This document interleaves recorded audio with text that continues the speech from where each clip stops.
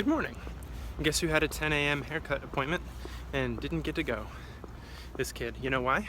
Because Kyle wanted my haircut appointment. The nerve of some people. I'm just kidding, I offered it.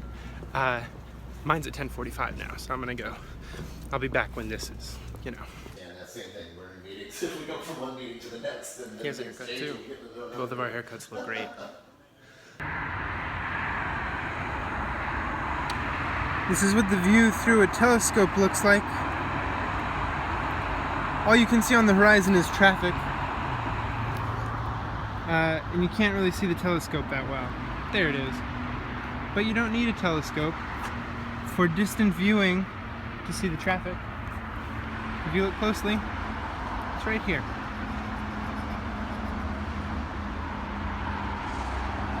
Oh, that's cute.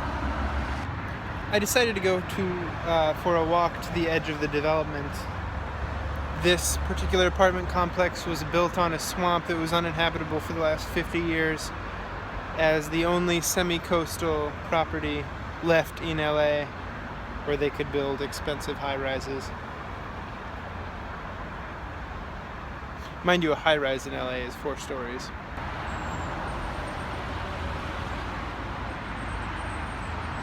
And maybe it's like a southerner versus big city sort of thing, but it is still weird to me that no one says hi to you if you're walking around a big city. All the social events here are ones put on by a developer to make the housing development look more appealing to people who want to rent it. There are people who've been employed full-time for the next 50 years to make sure that all of these residences and all of the shops underneath them are rented to people so that the people who built the residences see a return on their investment. And then those developers sold their ownership of those apartment buildings to banks and to mutual funds, and mutual funds will trade those ownerships with hedge funds, and everyone will make money in convoluted ways off of people just paying rent and eating out here in a very, I forget the word, made up, I suppose is a good synonym, neighborhood where the only neighbors on bicycles are the security guards, where you can live in the same building with someone who works at the same company that you do and not know who they are and never have met them. And you can walk to the grocery store every day and still never have talked to any of your neighbors. And I'm not saying this to be critical of this one housing project. I think it might be one of the most beautiful places in LA. I really like it. I'm saying this to be critical of modern architecture, the way we develop our neighborhoods, and the way we've sold large swaths of land to professional developers instead of letting people build their own homes. Not that I think people would build their own homes if they could. They probably wouldn't.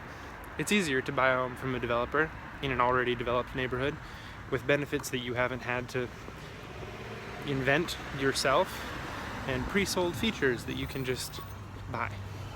But that gives you none of the benefits of having real neighbors and living in a real neighborhood.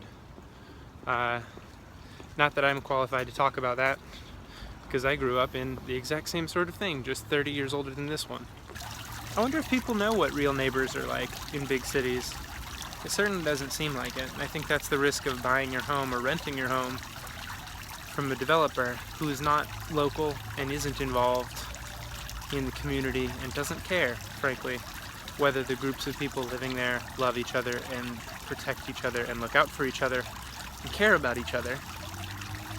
And if we live in a country of a bunch of neighborhoods full of people who don't know each other and who hang out only with people that they know from experiences in college or high school or at work, and divide themselves into very narrow social strata, then we put more at risk than I think we can imagine. And so that's mostly what I thought about as I went on a walk through this neighborhood, even though it's very pretty. And to be frank, that's kind of depressing.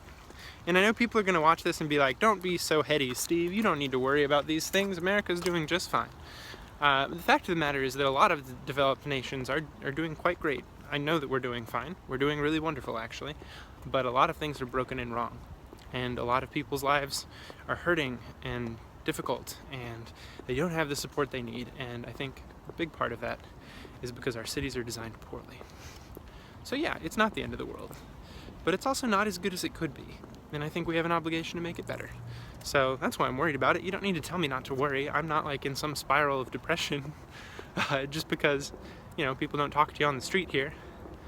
But I do think that it is an interesting problem, given that humans are social creatures, that we've been scared into not talking to each other in our own neighborhoods where things are absurdly safe.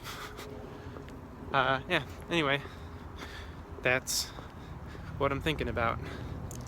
I guess more later. Not that any of this is new critique, by the way. I mean, this is, you know, these things have been said by other people. This is a library. That's so sweet.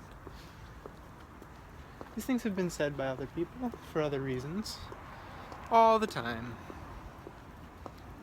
It's just weird to sort of see things like this in person and think things like this on my own.